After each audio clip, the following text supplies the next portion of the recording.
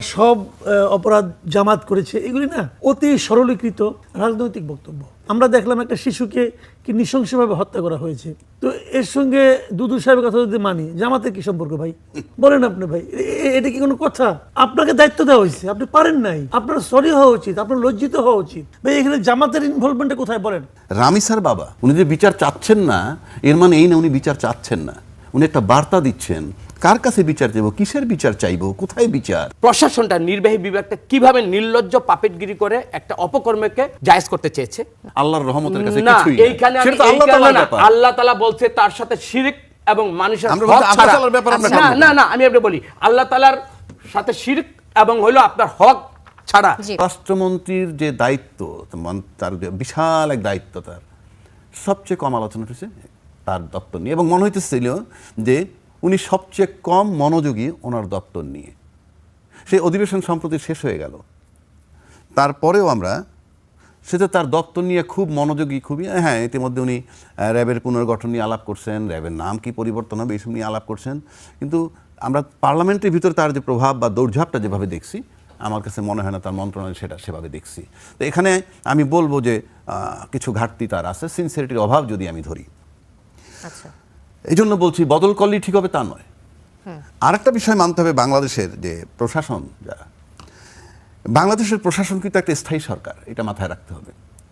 বাংলাদেশের রাজনীতিবিদরা ক্ষণস্থায়ী, মানে পাওয়ারে এই আছে এই নাই, এবং যারা পাওয়ারে থাকে তারা সবাই কিন্তু এই মানে স্থায়ী যে সরকার বলতে যাদেরকে বুঝাই আমি, এই প্রশাসন যন্ত্র, সেই পুলিশ প্রশাসন বা মিলিটারি প্রশাসন, সিভিল ব্যুরোক্রেসি, তাদেরকে সাংঘাতিকভাবে কোঅপারেট করতে হয় রাজনীতিবিদদের।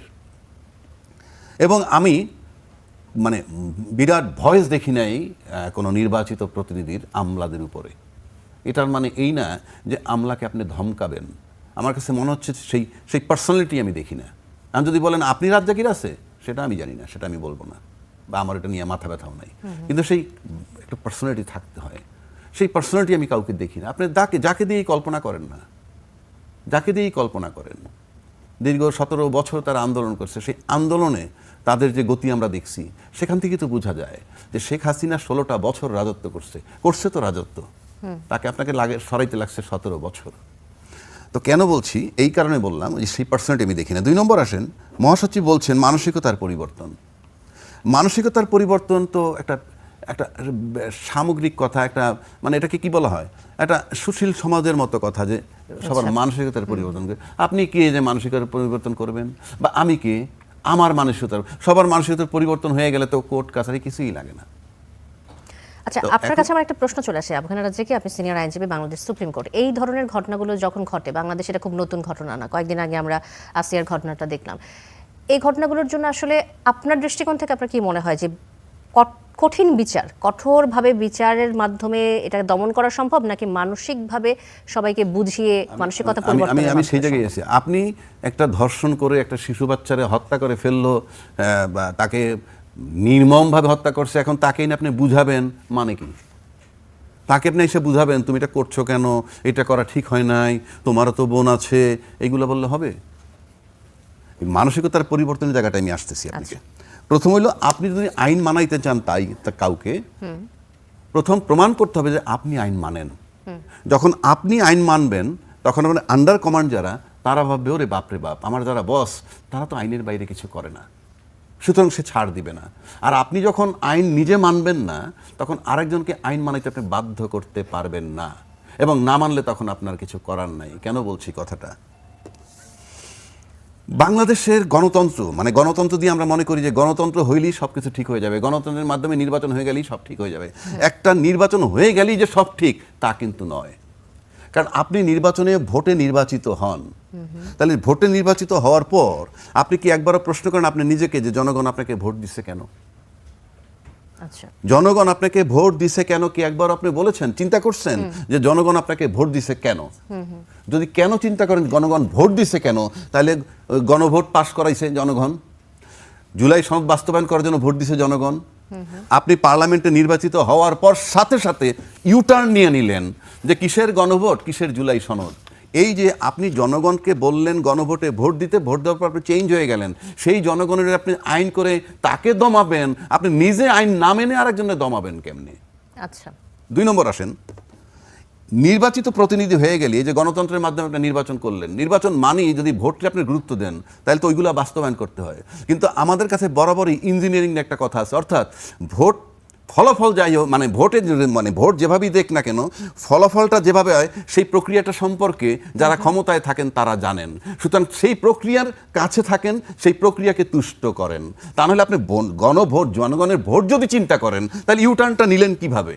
আপনি বলতেছেন আইনে, আমার কোনো আইন দরকার নাই, আপনি মেনে নিছেন, আপনার এই আজকে প্রধানমন্ত্রী বলছেন গণভোটে ভোট দিতে, তারপরে যে আপনি ইউটার্নটা নিলেন কোন আইনে, কোন বিধানে? জি। এক, আবু হেনা রাজ্জাকি, আমি আবারও আসবো আপনার কাছে। আমরা কিছুক্ষণের আমি মাসুদ কামালের কাছে যেতে চাই। কিছুক্ষণ আমাদের সাথে যুক্ত হয়েছেন ইতিমধ্যেই জ্যেষ্ঠ সাংবাদিক, এবং কিছুক্ষণের মধ্যে আরও একজন অতিথি আমাদের সাথে যুক্ত হবেন। স্বাগত আপনাকে করা আলাপে। আমরা যে বিষয়টা নিয়ে আলোচনা করছি আইন শৃঙ্খলা পরিস্থিতি এবং রামিসা, এই বিষয়টি নিয়ে। আইন শৃঙ্খলা অবনতির দায়ে আমাদের স্বরাষ্ট্রমন্ত্রী পদত্যাগ দাবি করেছে জামাতে ইসলামী।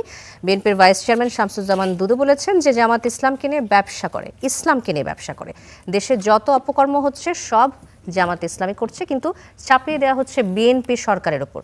এই যে বিরোধী দলের ওপর দায়ে চাপিয়ে পার পেয়ে যাওয়া, এটার কি সুযোগ আসলে আছে নাকি বিএনপি? কিছুক্ষণ আগে আবু হেনা রাজ্জাকি বলছিলেন যে স্বরাষ্ট্র মন্ত্রণালয় সবচেয়ে বেশি, আমাদের স্বরাষ্ট্রমন্ত্রী অন্যান্য অনেক বিষয় নিয়ে কথা বলেন, কিন্তু তার নিজের মন্ত্রণালয় নিয়ে কথা বলেন না।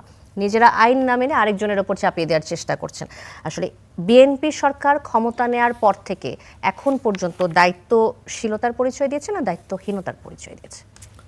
দেখেন, আসলে নিজে না মেনে অন্যের উপরে চাপিয়ে দেওয়া অথবা সব অপরাধ জামাত করেছে, এগুলি না অতি সরলীকৃত রাজনৈতিক বক্তব্য।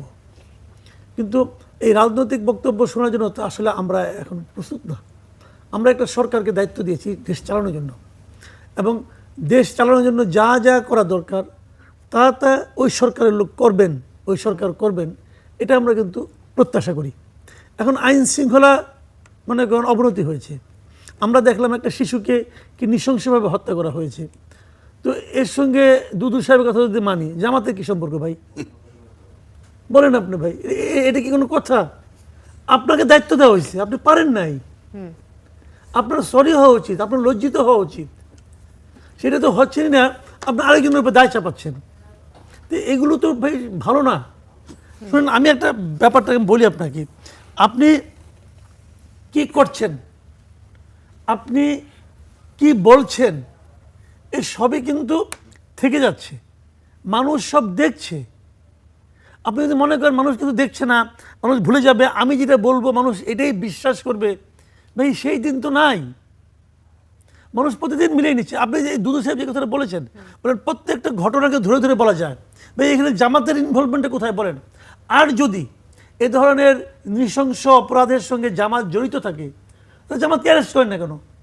আচ্ছা, আবার এদিকে জামাতের কথা যদি আমরা, যেহেতু প্রসঙ্গটা আসলো যে স্বরাষ্ট্রমন্ত্রীর পদত্যাগ দাবি করেছে জামাতে ইসলামী, এটিকে আপনি কিভাবে দেখেন? যে স্বরাষ্ট্রমন্ত্রী, যে বিষয়টি আমরা আসছিল কিছুক্ষণ আগে কথার মধ্য দিয়ে, যে সালাউদ্দিন আহমেদ অনেক বিষয় নিয়ে কথা বলেন কিন্তু নিজের মন্ত্রণালয় নিয়ে কথা বলেন না, বলছিলেন আবু হেনা রাজ্জাকি।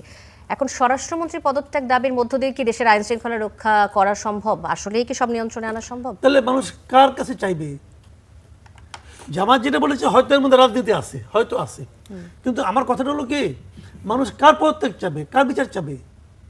আমি ধরেন, আমি একটা উদাহরণ দিয়ে বলি, আপনার বাড়িতে আপনি 2-3 জন গার্ড রাখছেন, তাদের কাজ হলো নাইটে আপনাদের গার্ড দেবে, নাইট গার্ড রাখছেন।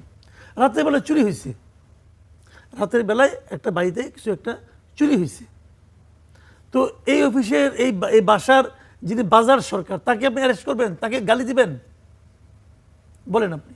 আপনি যাকে নাইট গার্ড হিসেবে নিয়োগ করেছেন সে তো বেতন নেয় আপনার কাছ থেকে, আপনি তাকে ধরবেন না? ভাই তুমি কি করলা, তোমাকে তো আমি এই দায়িত্ব দিয়েছি। তো আইন শৃঙ্খলা রক্ষার জন্য যে লোকটাকে দায়িত্ব দিয়েছেন প্রধানমন্ত্রী, এই সরকার প্রধানত কয়েকজন লোককে দায়িত্ব দিয়েছে স্পেশালি, যে আপনি এটা রক্ষা করেন, আপনি এটা করেন, আপনি ওটা করেন। আমরা শুনি নানা রকম কথা শুনি, যে সালাউদ্দিন সাহেব নাকি স্বরাষ্ট্র মন্ত্রণালয় পেতে চাননি, উনি নাকি অন্য কিছু চেয়েছিলেন, সেটা না পাওয়াতে উনি নাকি এখানে মন দিচ্ছেন না, এরকম শুনি। যদি সেটা হয় এবং যদি উনি সরকার প্রধানের জন্য গুরুত্বপূর্ণ হয়, তো উনি যেটা চেয়েছেন সেটাই ওনাকে দেন, অসুবিধাটা কি? কিন্তু তাও দেশটাকে ভালো চলতে দেন, স্বরাষ্ট্র মন্ত্রণালয় একজন যোগ্য লোকের হাতে দেন। উনি অযোগ্য তা বলছিলেন, কিন্তু উনি হয়তো অনেক যোগ্য, কিন্তু এই কাজটা উনি পারছেন না, এটা সত্য তো। উনি যখন স্বরাষ্ট্র মন্ত্রণালয়ের দায়িত্বে আছেন, ওই সময় দেশে একের পর এক বড় বড় অপরাধ হচ্ছে। তো উনি বলবেন কি আমি কি অপরাধীর ঘরে যেয়ে বসে থাকবো, আমি কি সব কিছু করবো?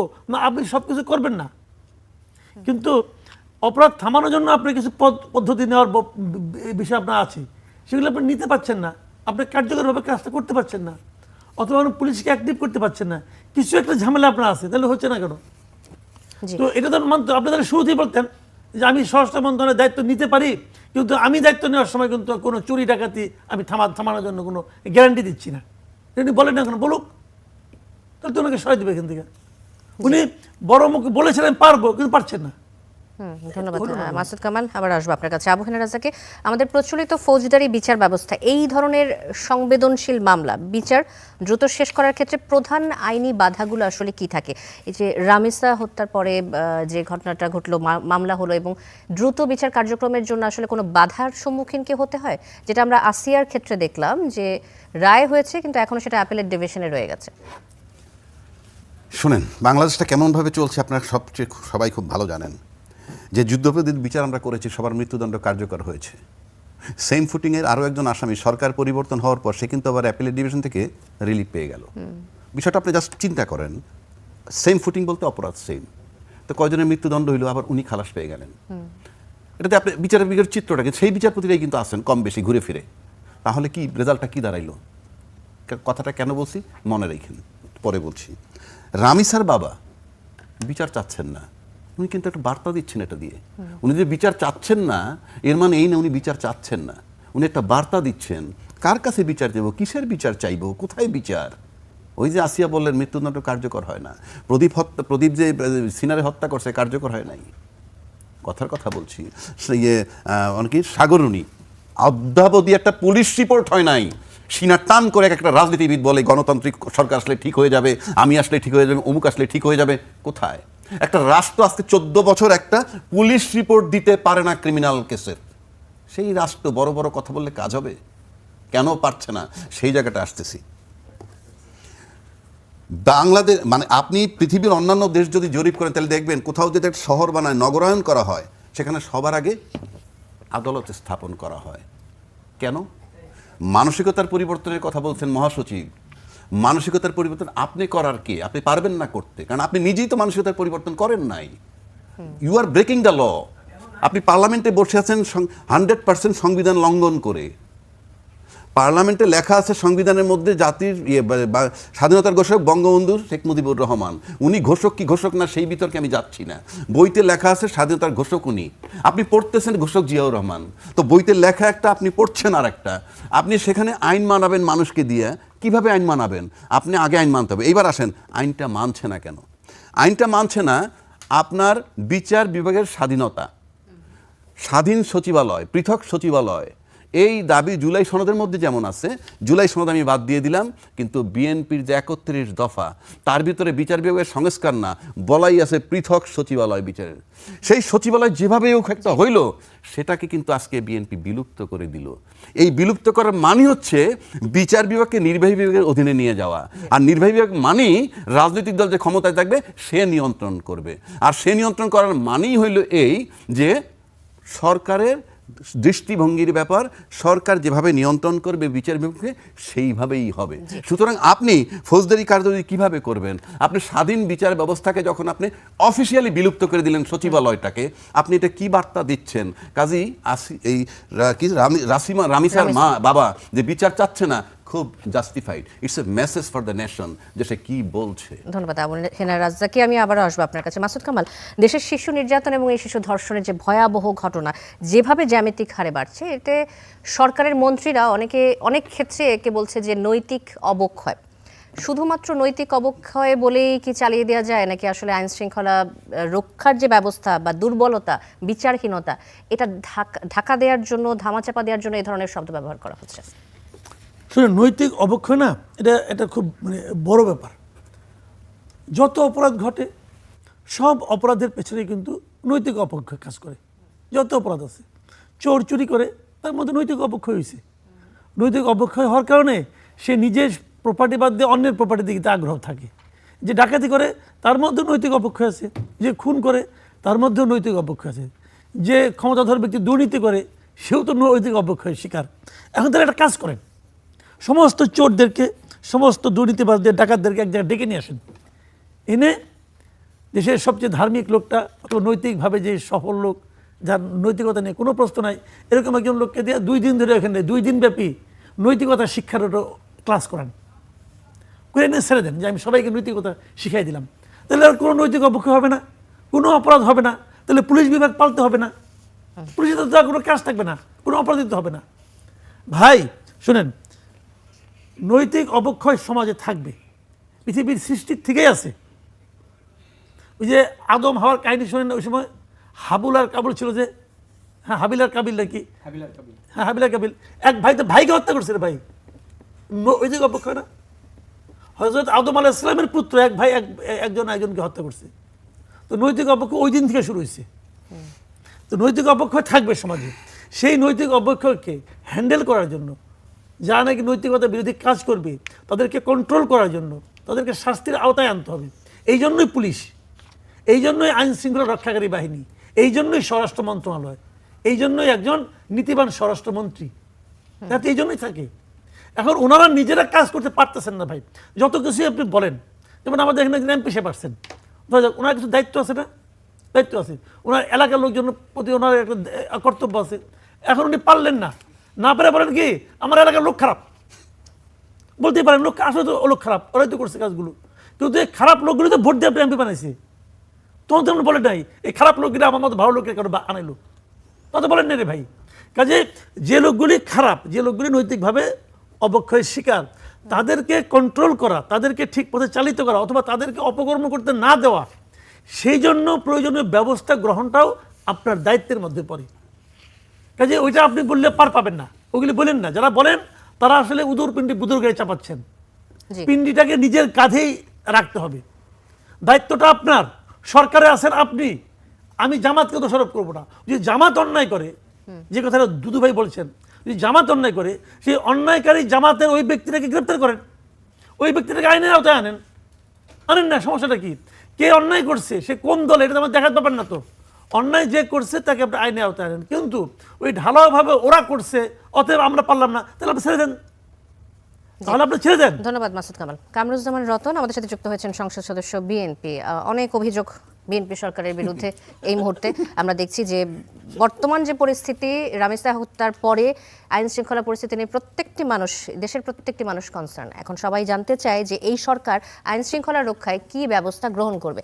যদি আমাদের বিএনপি মহাসচিব স্থানীয় সরকার মন্ত্রী বলছেন যে শিশু নির্যাতন, ধর্ষণ, হত্যার ঘটনা ভয়াবহ নৈতিক অবক্ষয় বলে চালিয়ে দেওয়া হচ্ছে, যেমনটা বলছিলেন মাসুদ কামাল, এবং আবু হেনার রাজ্জাকি বলছিলেন যে স্বরাষ্ট্রমন্ত্রী আমাদের সালাউদ্দিন আহমেদ স্বরাষ্ট্রমন্ত্রী, তিনি বলছেন যে স্বরাষ্ট্র মন্ত্রণালয় বাদ দিয়ে অন্যান্য মন্ত্রণালয় নিয়ে তার বেশি কথাবার্তা। এখন আমার প্রশ্নটা হচ্ছে আপনার কাছে এটাই, যে এই সরকার আইন শৃঙ্খলা পরিস্থিতি রক্ষার জন্য কি ব্যবস্থা গ্রহণ করবে যাতে কঠোরভাবে সেটি দমন করা যায়, অন্য কোনো বাহানা না দিয়ে? এই প্যানেলের সামনে আমি বলরাম হতে চাই না, আমি সুনারাম থাকতে চাই, তাহলে আমার জন্য সেফ, ফার্স্ট আমার।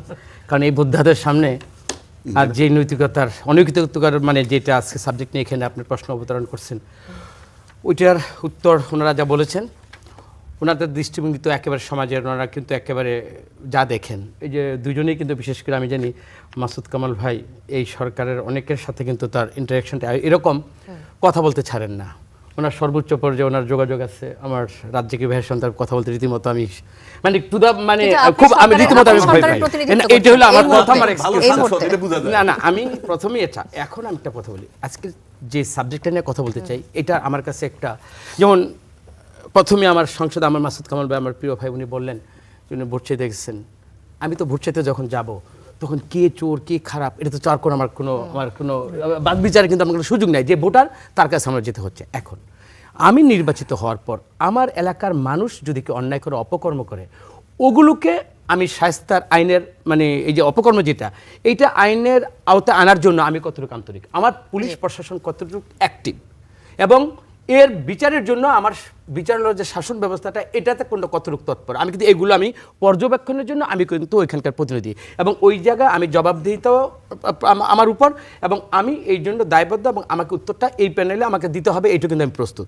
এখন আসেন যে সাবজেক্টে নিয়ে আমরা কথা বলতেছি, এটার একটা দুইটা খুব বাজে একটা এফেক্ট। একটা তো হয়েছে, এটা আমরা জানি যে একটা ঘটনা ঘটার পরে 7 দিন হোক 15 দিন হোক বিচার হবে, দৃষ্টান্তমূলক শাস্তি হবে, এটা কিন্তু সব সরকার বা সব ব্যক্তি কিন্তু যার দায়িত্বে এই কথাটা বলবে। কিন্তু আমার এক জায়গায় আমি যখন অনুষ্ঠানের মাধ্যমে অনুষ্ঠানটার চিত্রগুলো আমি দেখছিলাম, দেখেন সবচেয়ে আমার কাছে যেটা রিয়েলি আমি এটাকে ফিল করি, এইটার সংশোধন বা এটার প্রতিকার কতটুকু এই রাষ্ট্র বা আমি আপনি কথা বলে করতে পারছি আমি জানি না। দেখেন ক্লাস 2তে সে পড়ে, তার সহপাঠীরা ওই স্কুলের যে কোন